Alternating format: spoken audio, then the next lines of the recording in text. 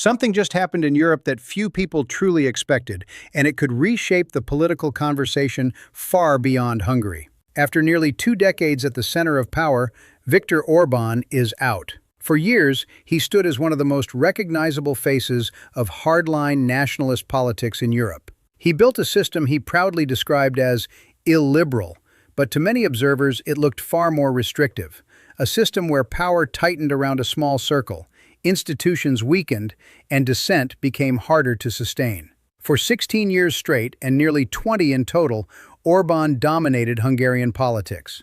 That kind of longevity creates an illusion, the sense that leadership like this is permanent, that it cannot be challenged, that the direction of the country is already decided. And yet, in one election, that illusion collapsed. Hungarian voters didn't just shift slightly, they made a decisive move.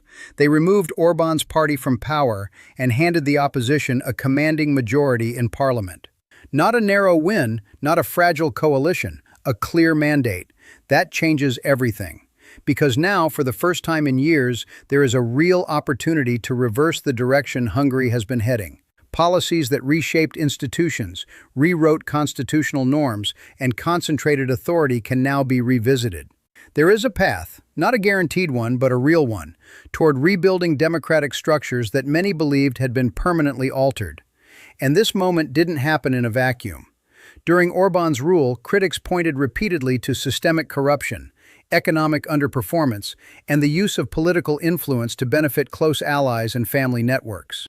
Hungary remained part of the European Union, benefiting financially, while at the same time often clashing with it politically, blocking initiatives, resisting collective decisions, and positioning itself against key EU priorities, including support for Ukraine and climate policy. That tension defined Hungary's role in Europe, a country inside the system but frequently working against it. Now that dynamic may be shifting. With a new government in place, Hungary could move closer to EU alignment, easing years of political friction. Policies that once stalled due to Hungarian resistance may begin to move again. The gridlock that frustrated European decision-making could start to loosen, and that alone would ripple across the entire continent. But the implications go even further. For years, Orban wasn't just a domestic political figure. He became a symbol, a model for movements outside Hungary. His style of leadership, his rhetoric, his approach to institutions, all of it was studied, admired, and in some cases, copied by political actors across Europe and even in the United States. That's why this loss matters beyond borders, because it challenges a powerful narrative. The idea that this kind of political model is inevitable, that once it takes hold, it only expands, never retreats. That narrative just took a hit.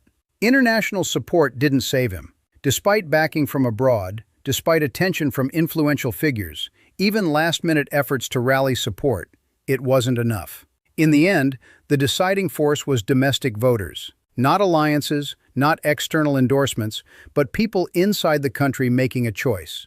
And that choice was clear. They rejected the direction of the past. They rejected the concentration of power. They rejected the normalization of corruption. And most importantly, they proved something that often gets forgotten in polarized political environments, that voters can still change the course of a country. Another critical detail, Orban accepted the result. That might sound simple, but in today's political climate, it matters. There were real concerns about whether he would concede, whether the transition would be contested or chaotic. Instead, the outcome was acknowledged, and the possibility of a peaceful transfer of power remains intact. That alone prevented a deeper crisis. So what happens next?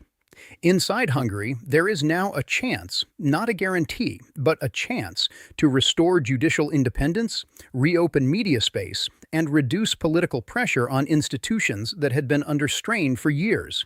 During Orban's time in power, critics argued that media outlets were restricted, opposition voices marginalized, and checks on authority weakened.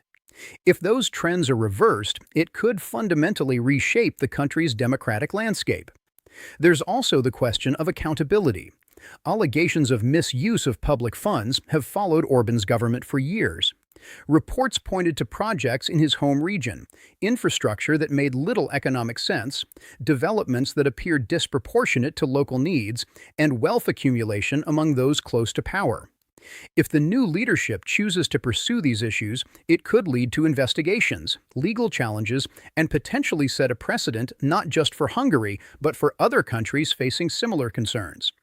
And that's where the global impact becomes even clearer, because when a long-standing leader loses power through elections, it sends a message, not just to allies, but to others watching closely. It shows that political systems, even when heavily tilted, are not always locked in place. That change is still possible. That momentum can be interrupted. For movements that looked to Orban as proof of durability, this is a moment of recalibration. Figures in the UK, for example, openly expressed admiration for his approach. In the United States, elements of the MAGA movement pointed to Hungary as a kind of blueprint. Now that blueprint has cracks. It doesn't disappear overnight, but it becomes harder to defend. At the same time, this moment also raises uncomfortable questions for established democracies. Concerns about the rule of law, about the limits of state power, about how governments treat dissent, these are not issues confined to one country. They exist, in different forms, across the West. Hungary's shift highlights something important.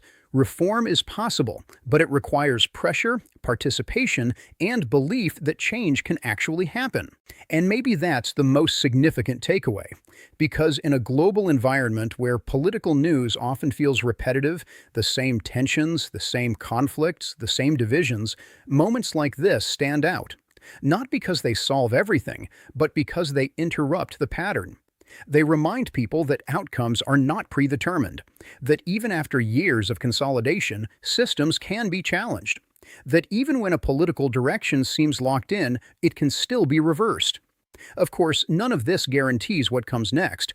Transitions are messy, expectations can be high, reforms can stall, and optimism, while powerful, doesn't automatically translate into results. But the door is open now, and that in itself is significant. In a time when many feel that political change is out of reach, Hungary just demonstrated the opposite. Not perfectly, not completely, but clearly enough to matter. And that's why this moment is worth paying attention to.